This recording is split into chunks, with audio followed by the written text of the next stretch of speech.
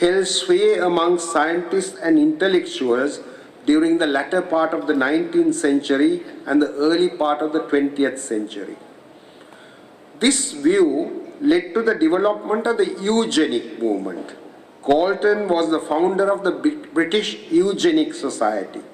The word eugenics, which is derived from Greek, means good in birth.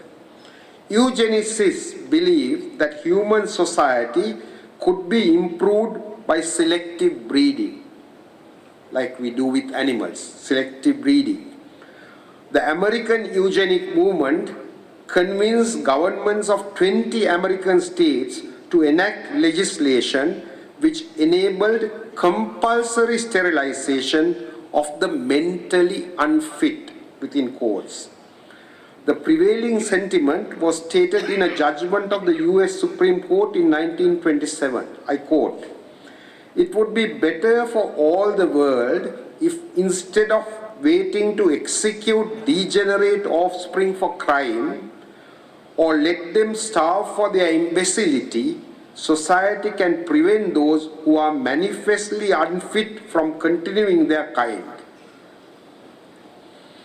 They urged the federal government to restrict immigration of, again within quotes, undesirable races, and to submit prospective immigrants to intelligence testing at the point of entry. No nation, however, practiced eugenics as enthusiastically as Nazi Germany, whose program eventually culminated in euthanasia, or good death, of mentally and physically disabled, as well as people of the so-called undesirable races. I think we are all aware of the Holocaust, where millions of Jews were put to death because they were considered to be inferior human beings. It was in the 1930s, with the emergence of behaviorism, that the pendulum began to swing to the other extreme.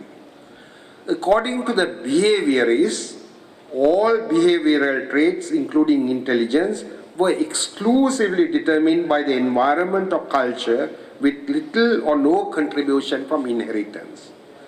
In 1930, John Watson, the founder of behaviorism, proclaimed, "Give me a dozen healthy, well-formed infants and my own specific world to bring them up in, and I will guarantee to take any one of them at random, regardless of his talent, ability, or the race of his ancestors, and then train him to be any type of specialist I might select: doctor, lawyer, artist, merchant, and yes, even beggar or thief."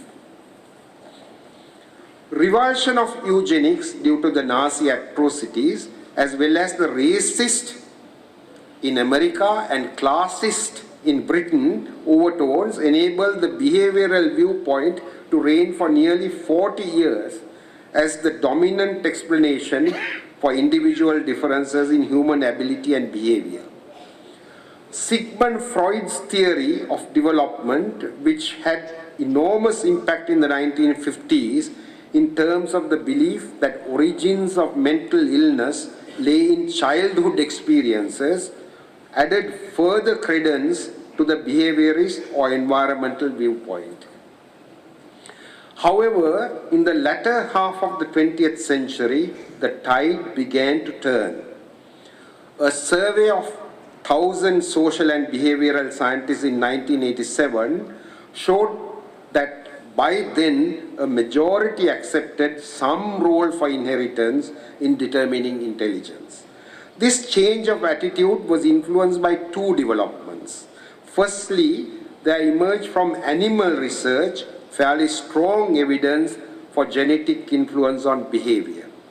Secondly, there was accumulation of results from twin and adoption studies in humans which suggested a strong genetic influence on intelligence.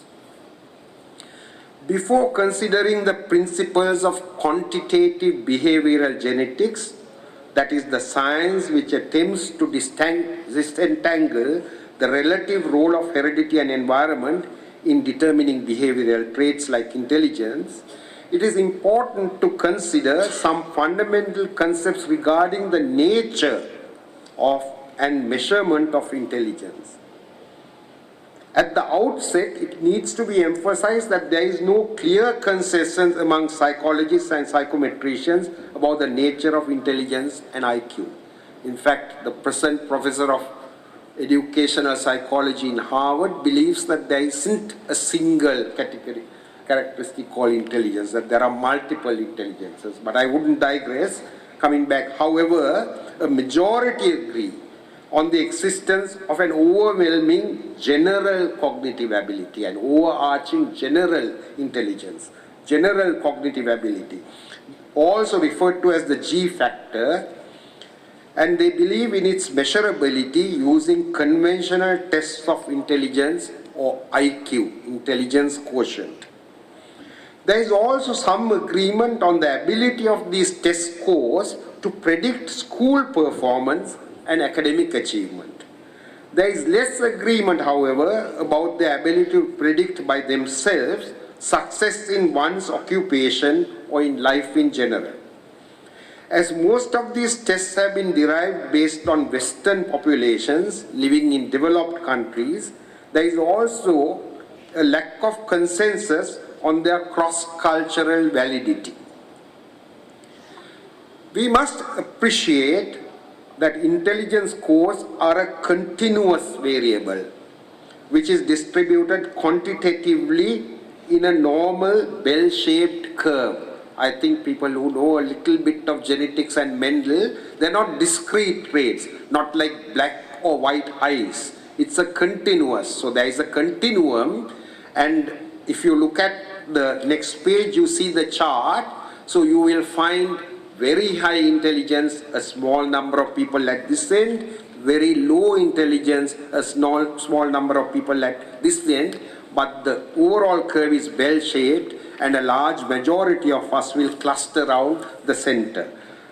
The inheritance of intelligence is postulated to be multifactorial or polygenic, not decided by a single gene.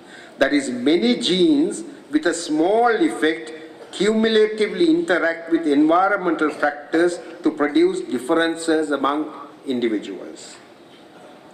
It is unlikely that any single gene accounts for the major part of variance in the population.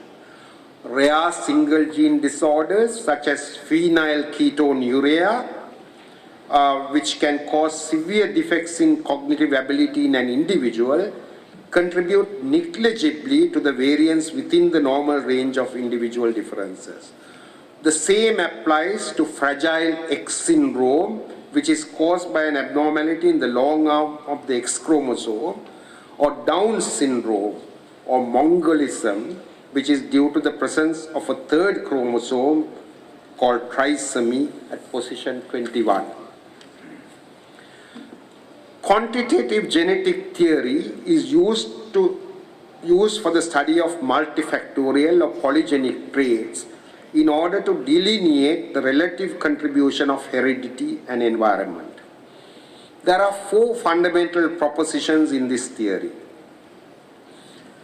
Genetic differences among individuals can lead to phenotypic, or what you see outside, phenotypic differences.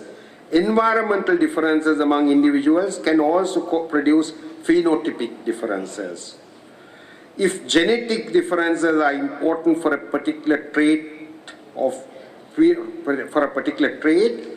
the phenotypic similarity among relatives should vary according to their genetic similarity. If shared environmental factors influence a particular trait, the phenotypic similarity will be seen among relatives who have lived together because they have been sharing the environment. The environmental influences assumed to have been similar in that instance. The study of twins has contributed. The availability of twins provides an opportunity for a natural experiment. Twins has contributed significantly to determining genetic causation. Twins, as you know, are of 2 types. Monozygotic twins are from a single zygote which divides into 2 embryos. They are identical and have the same genes, 100%. All the genes are shared. Dizygotic twins result from two ova fertilized by two separate spermatozoa. They are called fraternal twins or non-identical twins. They are genetically as similar as siblings, same as brothers and sisters. On average, they share 1/2 of their genes in common.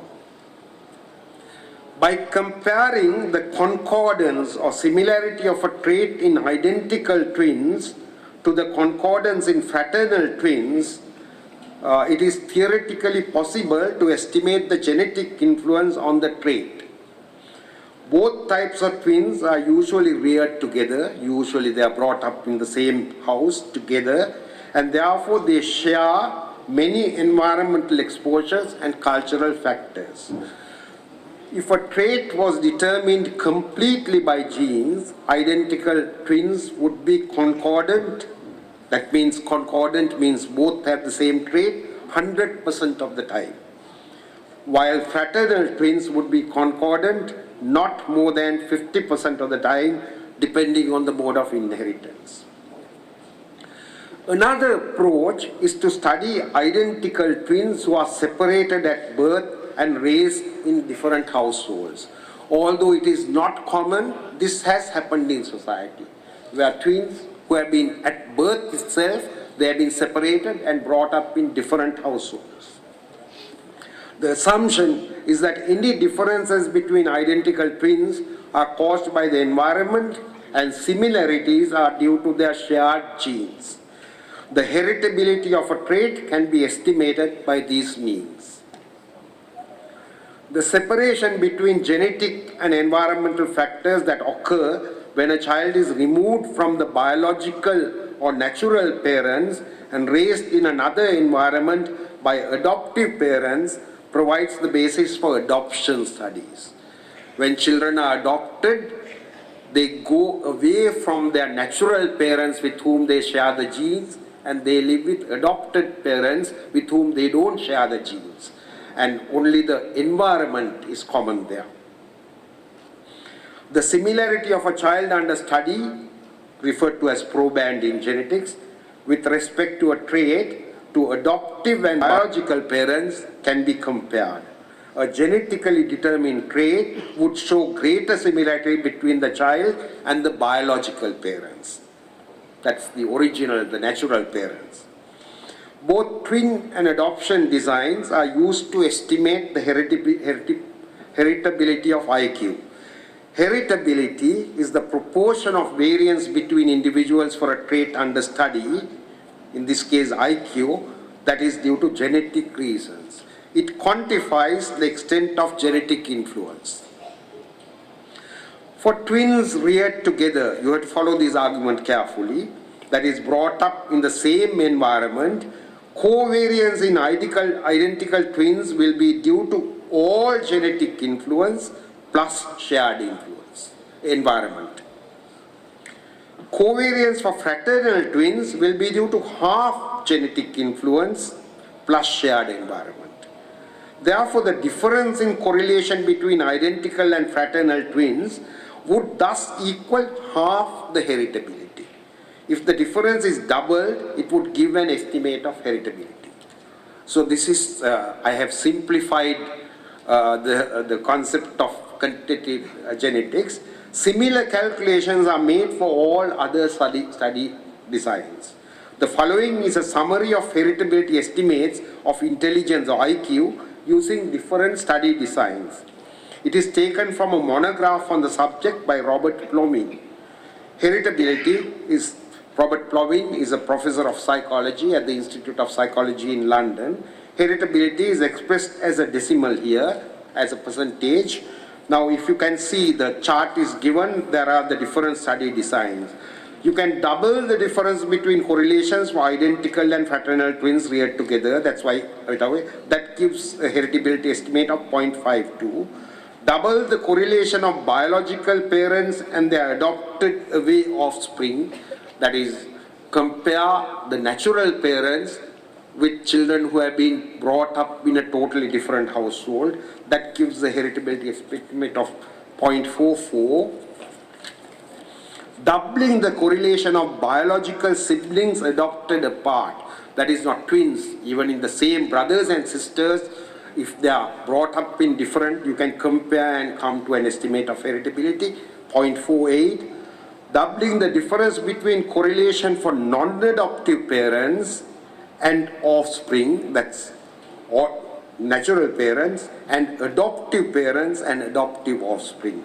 For example, when you compare adopted children with their parents, you find that the correlation is very, very small. Although they have come up in the same environment, because their genes are different, their traits tend to be quite different. That gives a heritability of 0.46, doubling the difference between correlations for non-adaptive siblings and adoptive siblings. That gives the lowest heritability, 0.3. And correlation for identical twins reared apart gives a correlation of 0.72. In fact, this is the most powerful model. In United States during the 30s, there was this fashion, especially influenced by the behaviorists. They were trying experiments. So in poor families, when twins were brought, they were given to different families to see the effect. And what happened was, in contrast to what they expected, they found that people who have been in totally different families miles away, when they were compared 30-40 years later, that there was a tremendous similarity between them in the way they behaved. Even their political leanings seem to be identical. These are documented in scientific studies. So that model gave this similarity figure of 0.72.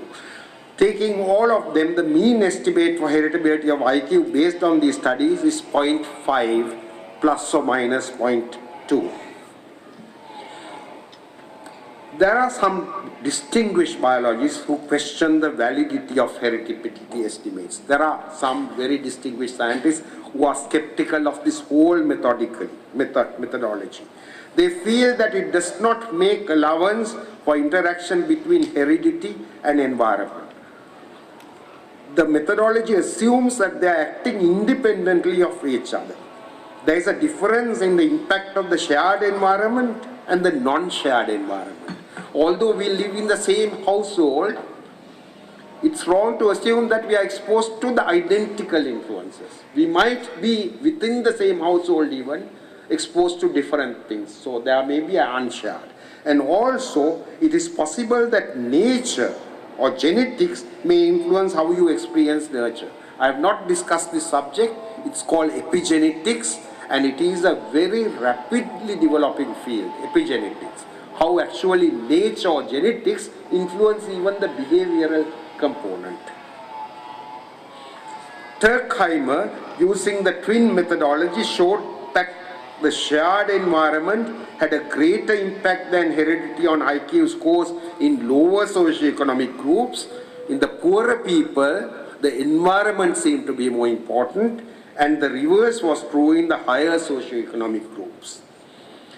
In 1994, Richard Herrstein and Charles Murray from Harvard University created a storm in the debate on heritability of IQ by the publication of their book called The Bell Curve, in which they claim that separated twin studies, that's the last one I referred to in my series, represented the purest of the measures of heritability, and that the inheritance is strong, that word here is not inheritance, intelligence, it should be corrected. Intelligence is strongly heritable with a heritability estimate of 0.6 plus or minus 0.2. They also go on to state that social intervention can do little to raise IQ. The book's main thesis is that an individual's intelligence, which is inherited genetically from his parents, has more effect than socioeconomic background on the future life experiences and thereby on socioeconomic success in society. In short, they suggest that low IQ leads to poverty and not vice versa. Because the belief is that poverty and the lack of stimulation and lack of nutrition leads to low IQ. They are saying, no, it's the other way around. Because of the low IQ, you fail in society and you become poor.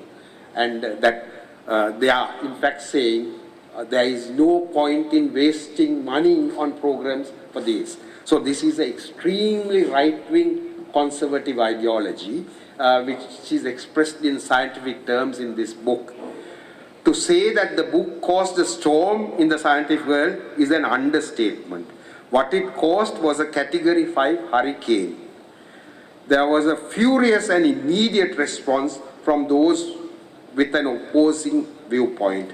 No less than 5 scholarly responses have now been published.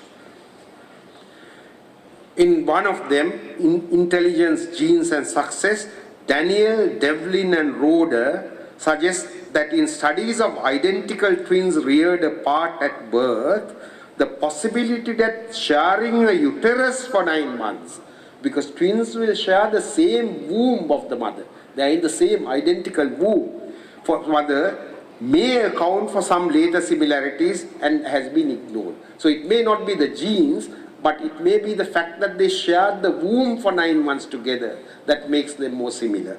And they, according to them, this effect appears to be substantial, and a statistical analysis to compensate for it produces a low estimate of heritability of around 0.48 compared to 0.72 by the other method. The contention in the book that irked most scientists was the implication that IQ was immutable and that social interventions like affirmative action like the district quotas we are having, affirmative action or positive discrimination like the caste quotas in India or the black quotas in American universities, and early childhood care and education, which is now considered to be highly important, were of no benefit.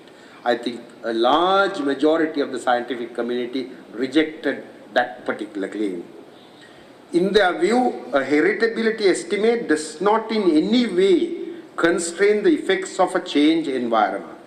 This view was nicely summarized by J. Gould. I quote, "The hereditarian fallacy is not in the simple claim that IQ is to some degree heritable, but in the equation of heritability with inevitability.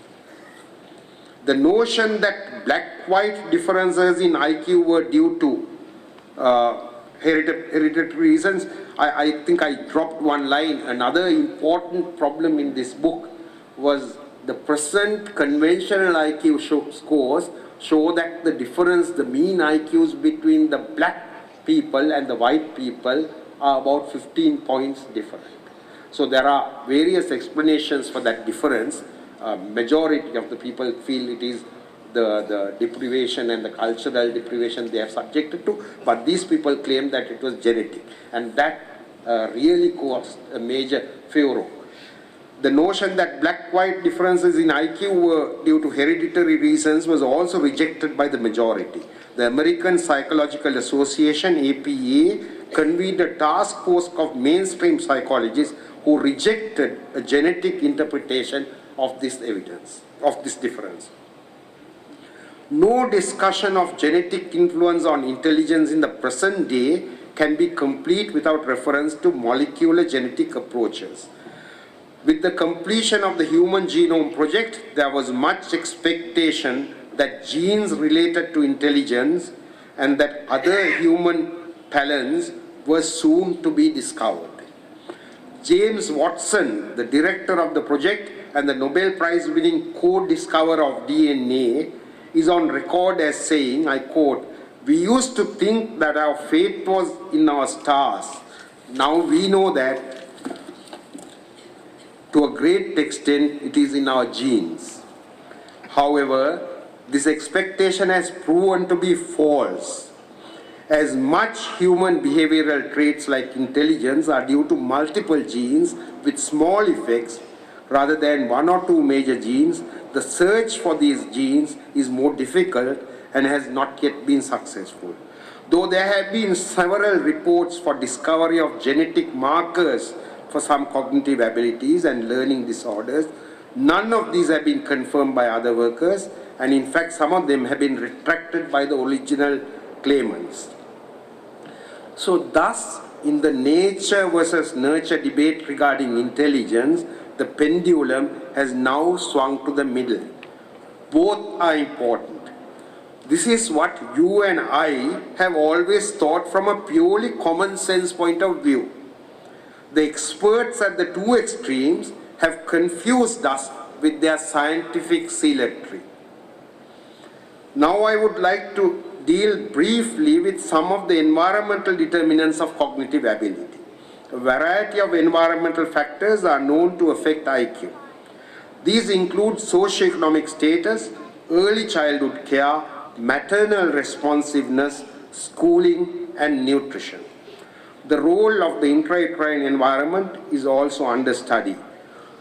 The impact of nutrition on cognitive ability has been studied extensively during the last 2 decades. In spite of certain methodological weaknesses, the sheer quantity of data overwhelmingly establishes a role for nutrition in influencing cognitive ability. There is good evidence now to show that iron deficiency anemia in infancy is associated with a significant and sustained impairment of cognitive development. Intervention studies have shown that this can be prevented by appropriate and timely supplementation.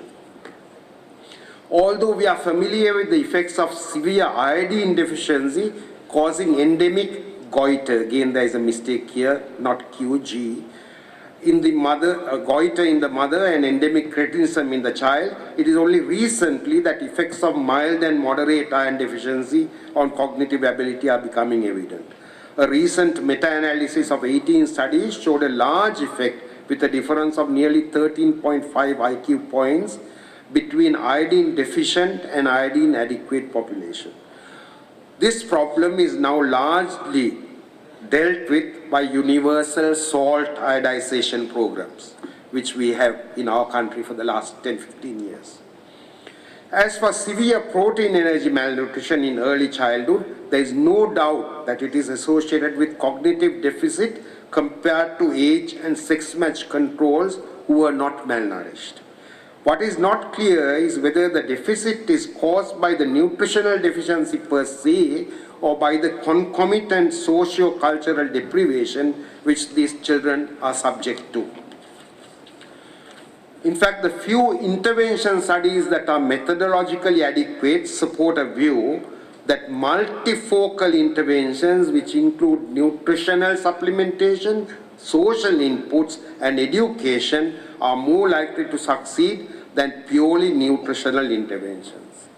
I must say that there is no scientific evidence at all for the much hyped claim in recent advertisements, very nice advertisements, that fortification of milk formula for children aged 1 year or more with DHA will enhance cognitive ability. This is not a scientifically supported claim.